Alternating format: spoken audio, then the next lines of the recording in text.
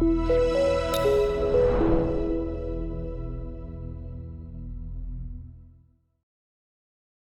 you're watching TelecomTV's third annual summit on Open RAN and our panel discussion on hardware innovation for Open RAN deployments.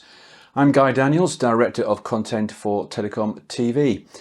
Software innovation is at the heart of Open RAN R&D efforts, but there's just as much work going into the development of hardware platforms, and it's these platforms that can help Open RAN deployments reach their full potential. So what are the key hardware elements that are needed by network operators looking to make Open RAN work? Well, with the help of today's guests, we are going to investigate. And joining me on the program today are Atoosa Hatefi, who is Head of Radio Innovation for Orange, Andy Dunkin, Open RAN RF and Digital Platform Development Manager with Vodafone, Don Hawkins, Director 5G Development at Dell Technologies, and Volker, who's Director Product Line Manager Open RAN at CommScope. Hello everyone, very good to see you all. Thanks so much for taking part in our discussion today. Now, let me start by asking, why does Open RAN benefit from specific hardware? Isn't it all supposed to run on commercial off-the-shelf IT hardware? Atoosa, perhaps I could come to you for initial thoughts on this question. Yeah, sure. Actually, this off-the-shelf hardware, COTS hardware, it's not sufficient for operating the vRAN functions. We need to have efficient hardware accelerator or efficient chipsets in order to be able to offload some of the compute-intensive processing from the CPUs. That's the main point that we need to achieve. And this is particularly needed when we are in a complex radio configuration with high bandwidths and massive MIMO configuration.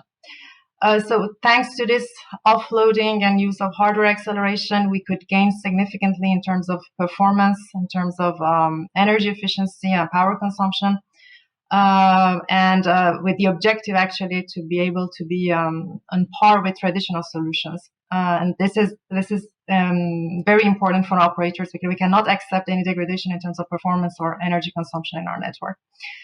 On top of that, it brings also a kind of capacity gain as we would be able to actually optimize and offload the CPUs.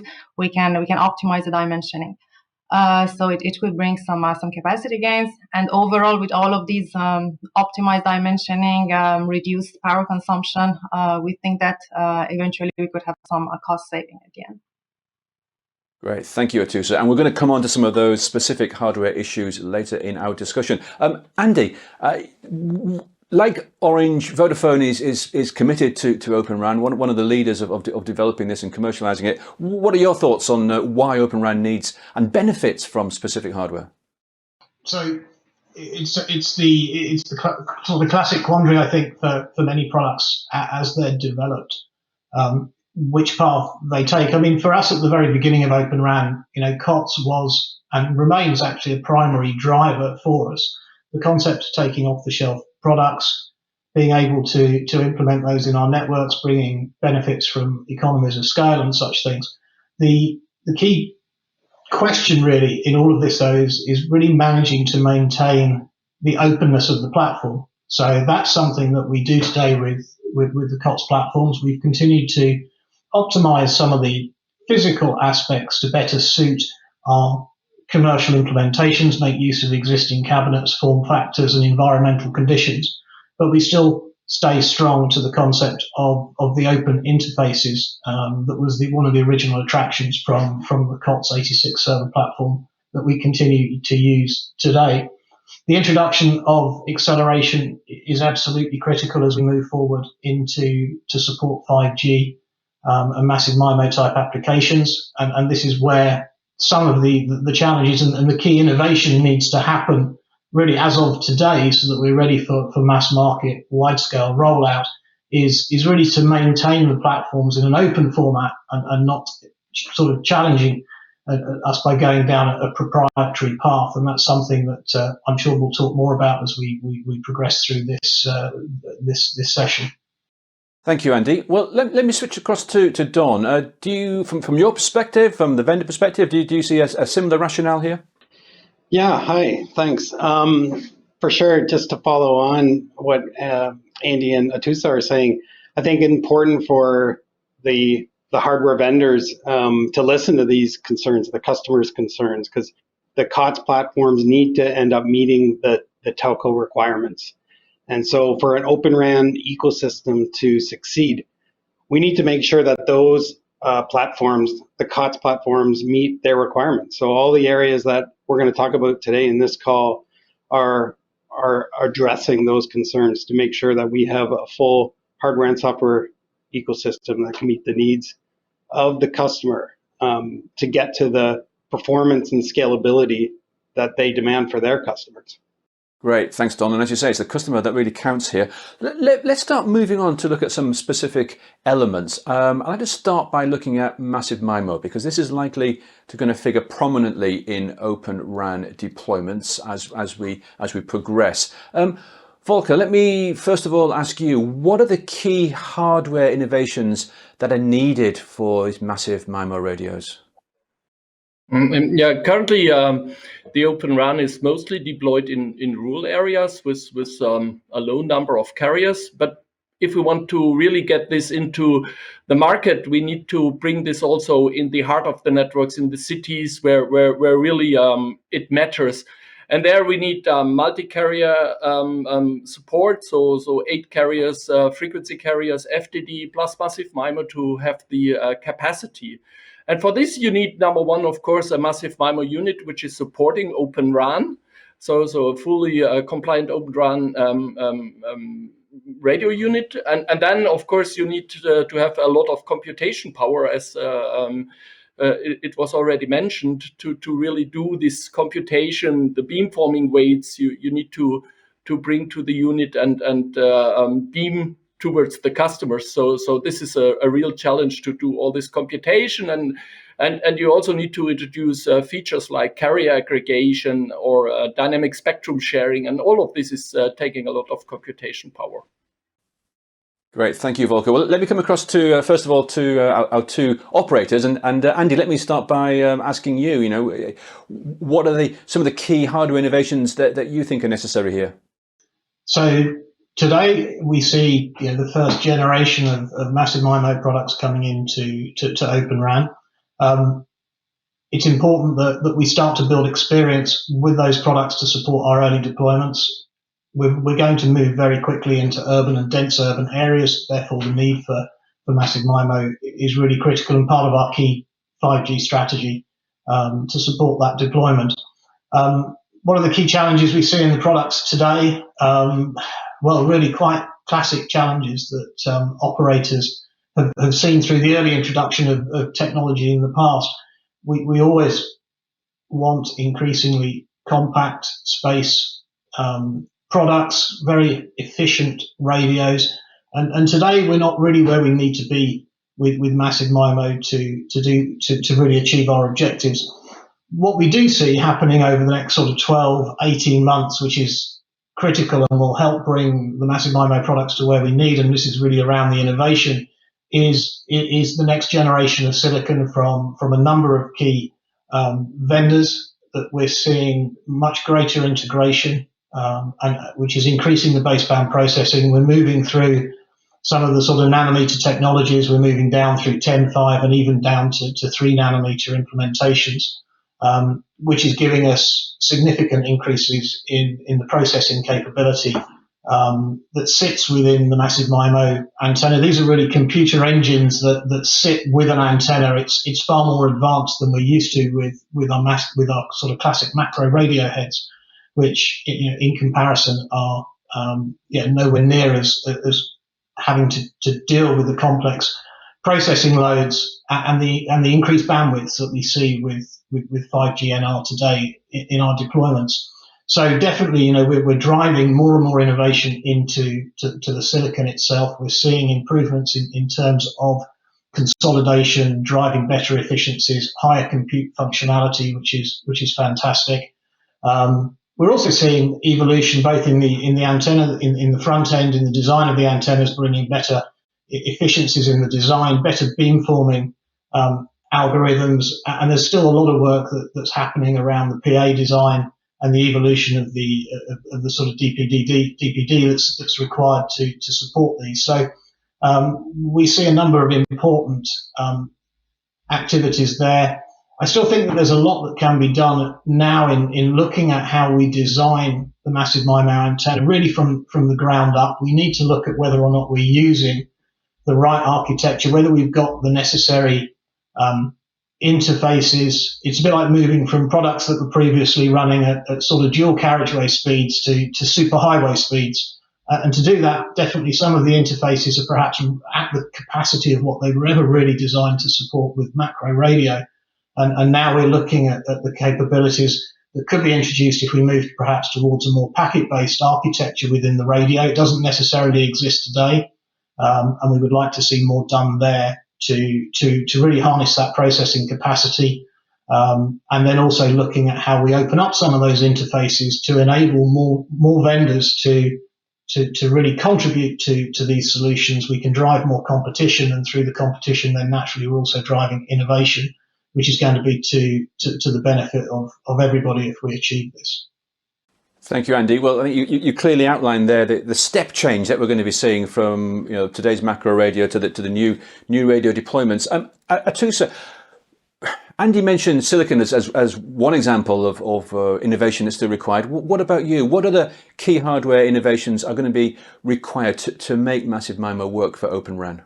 Yeah, I quite agree with with all of the let's say innovation that has been addressed so far. But I just would like to add some more aspects that are important from operators' point of view. At least from our side, we are considering RAN sharing scenario in most of our European countries. So having massive MIMO radios, which would be able to operate with large bandwidths, IBW and operating bandwidth, let's say, is very important for us in order to be able to consider RAN sharing scenario, more RAN scenario in the future when we deploy Open RAN and in our footprint. So this is an important requirement. On top of that, as I said before, one of the other main requirements from our side is the energy efficiency and the capability to be able to actually activate some of the features and capabilities on massive MIMO radios in order to reduce the power consumption. And one of these capabilities is to be able to switch on and off the power amplifier and other digital front-end components at various granularity. So this is one point that needs to be taken into account when we are developing the massive MIMO radio units with Open RAN. And finally, I would also add another aspect which is related to the hardware capabilities when we are considering, let's say, the open frontal split. Actually, as you know, today the baseline for open frontal is the 7.2x split. But there are also some discussions in the ORAN Alliance to enhance further this split to move towards a kind of enhanced 7.2x split, particularly for massive MIMO in uplink to further improve its performance in mobility scenarios. So we need to have hardware capabilities in radio units and massive MIMO radio units that would be able to manage these kind of enhancements in the future if it is agreed at the end. Great, thank you very much, Atoosa. Well, there's a comprehensive list of requirements from operators we've heard about. Don, what do you make of that, and what else would you like to add to the massive MIMO topic? Yeah, operators are demanding, as they should be, to their vendors. So, for manufacturers looking at doing massive MIMO radios, they're really dependent on that merchant silicon ecosystem to provide the type of solutions that we can get products into the hands of the carriers that meet their needs. So silicon that's driving down the power consumption, driving down the cost of the PCBA, and power amplifiers that we can linearize to get that power consumption down. So the overall weight and size of the volume of the radio is what they're looking for. Some of the other things, we need to consider that the hardware is adaptable for some of the innovation that's happening in the algorithms, whether that's in the radio itself or through the front hole link, leveraging some of the innovation that'll happen in the near real-time RIC. So the radio hardware, we want to be able to see solutions from the merchant silicon vendors that allow that type of innovation to be integrated. And that's where the broader ecosystem of software and hardware vendors will be able to come together and provide value into the CSPs. Great, thanks, Don. Well, let's quickly go back over to Volker for some final thoughts on this topic. Yeah, my view is that the most critical component is the PA, because PA is typically eating most of the power in a massive MIMO unit. And the linearization of this PA is also very, very critical, and put them together into one box, so multiple PAs in one box, because that will drive down the power consumption and the weight of the unit, because then you need less cooling fins if the PAs are more efficient. Great. Well, look, great comments from all of you there. Obviously, a lot of work still to be done, but the potential is huge. Now, let's look at some other areas for a moment. Don, I want to come back to you now.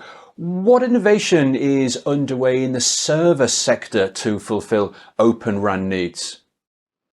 Yeah, so Dell created the Telecom Systems business unit to listen very closely to the requirements of the carriers and really focus for server innovation that addresses that market need.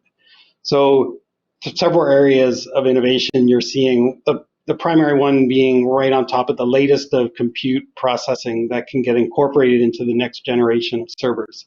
So that can handle the workloads that are going to come from the RAN, whether it's massive MIMO or general capacity demands.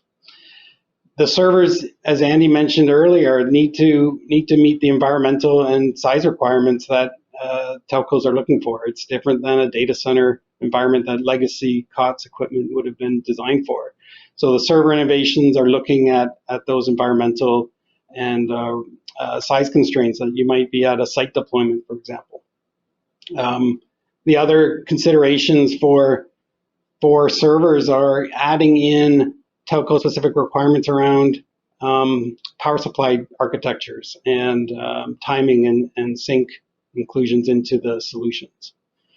And those are general regardless of Open RAN, but Open RAN itself adds some interesting challenges. And with the disaggregation, the CU and DU configurations we see vary quite a bit. So we need to have servers that provide that type of flexibility for the vendors. So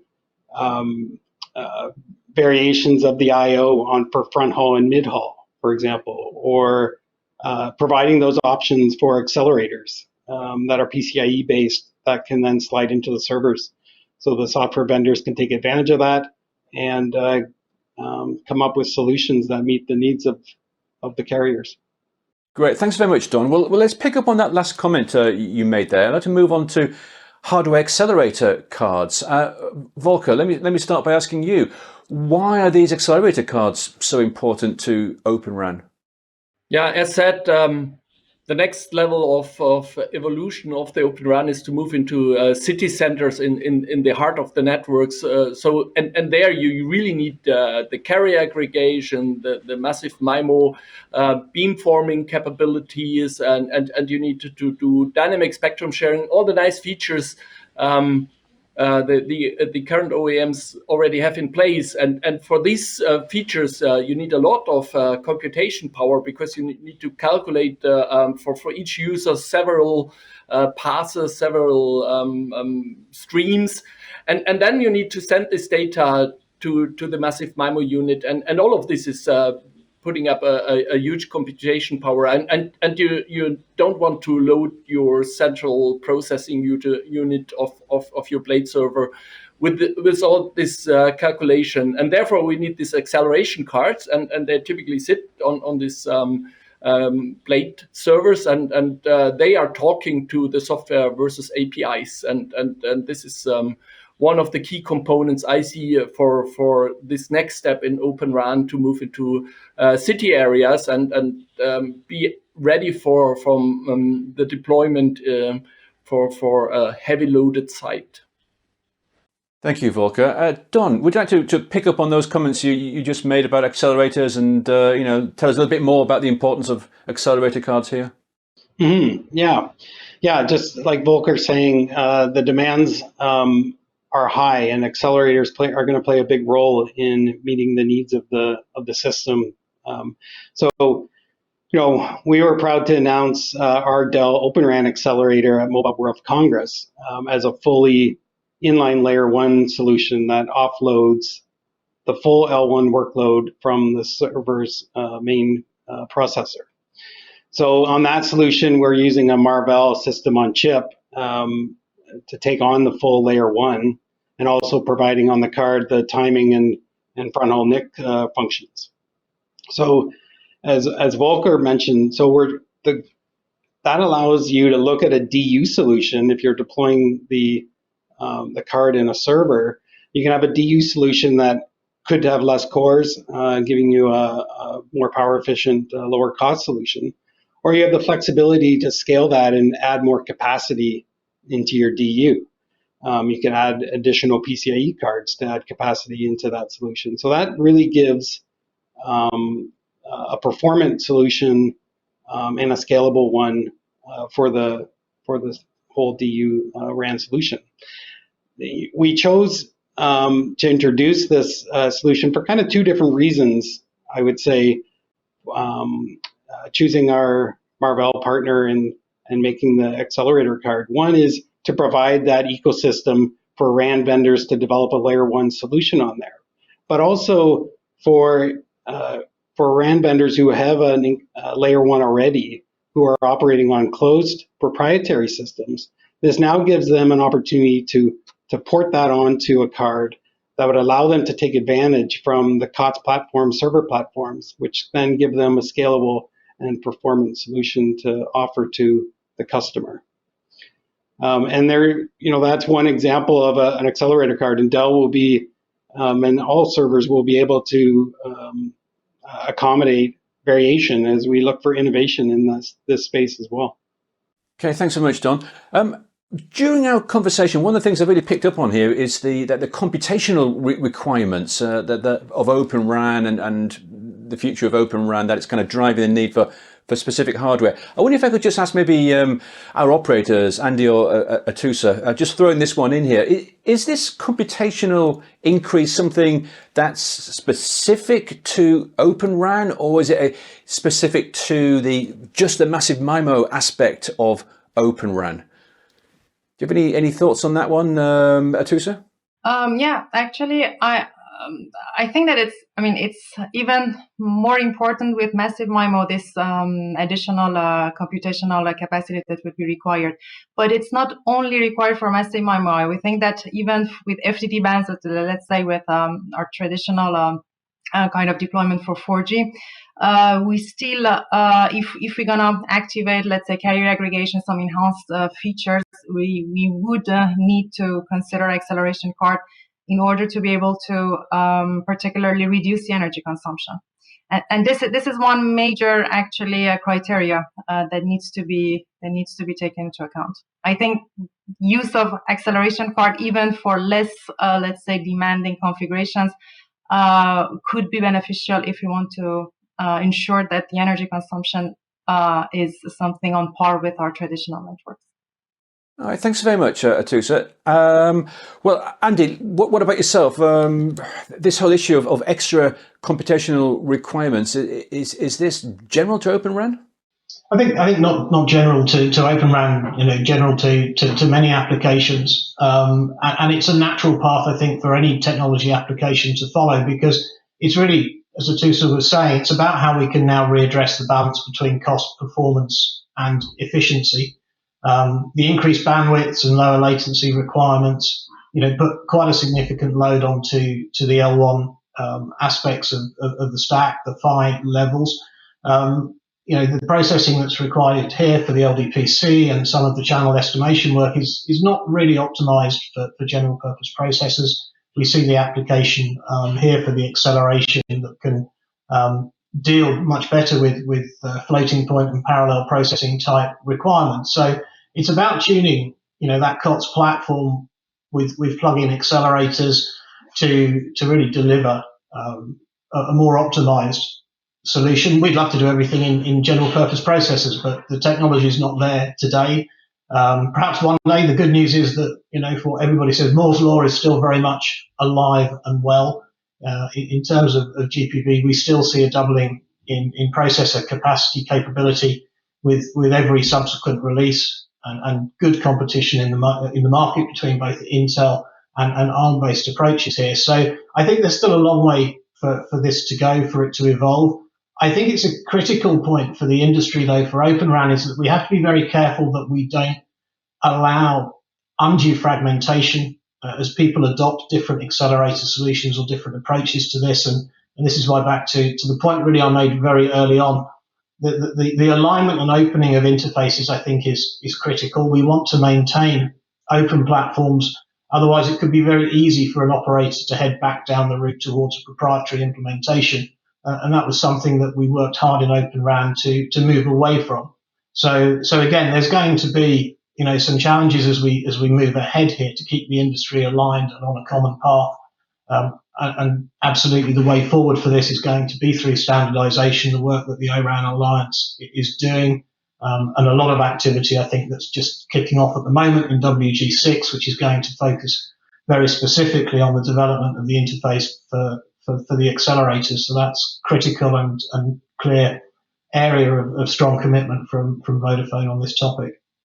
Great, thanks Andy, some good points there, thank you for those, and it leads us very, very nicely into our final question for this discussion, and that is there a danger of repeating vendor lock-in scenarios in Open RAN? Now, vendor lock-in, you might either see that as a good thing or a bad thing, different points of view on this one, but especially as we're talking about the need for specific hardware to make the most out of Open RAN, is there a risk of going back to old ways? Andy, let's follow up from what you've just told us. Yes, I mean, I think if we look at the overall platform, we're always going to be in a far better position than we have been in the past with the proprietary implementation. So we can always maintain, I think, a broader vendor spread, marketplace, and the competition and innovation that drives.